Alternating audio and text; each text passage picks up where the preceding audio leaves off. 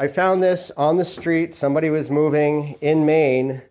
However, this could very well be a Massachusetts table, cross motif, square nail construction. Friends, one of the most satisfying parts of this project was securing the tabletop using 3/16 inch hardwood dowels and gluing the sides. You can feel where the hole is. Then driving those dowels home carefully with a wooden mallet.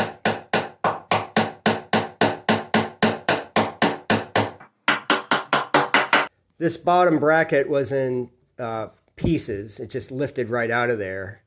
So I secured that with wood glue and also wood shaving glue compound there and there with some shims on that bracket as well.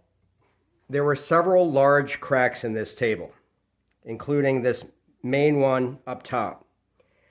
I filled in the crack here as well as this leading edge of the table, which was worn away in almost a half moon shape by somebody's forearm or people's forearm through the decades, resting right there.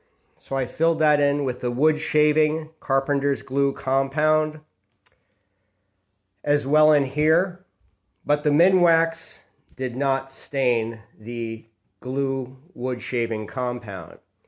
Some of the parts here of the weathered look are attributed to my wet sanding after the first staining application. I did have some considerable glue marks underneath the stain.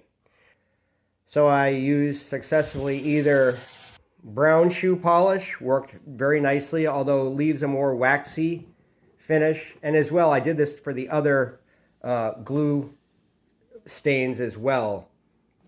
Or what I discovered was the best solution was using oil artist paint. That's right.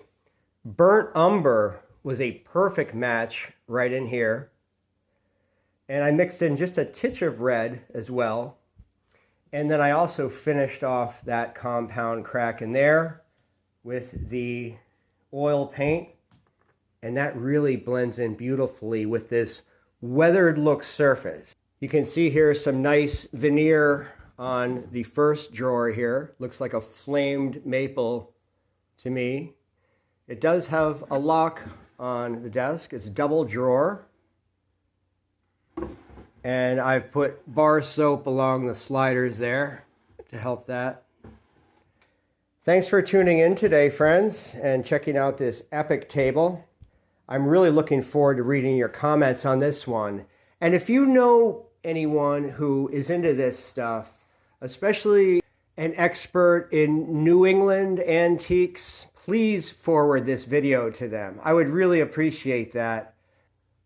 In hindsight, I may have gone with a lighter colored stain along the lines of like an oak or early colonial perhaps, but I'm happy with this, and it's a learning lesson all the way around.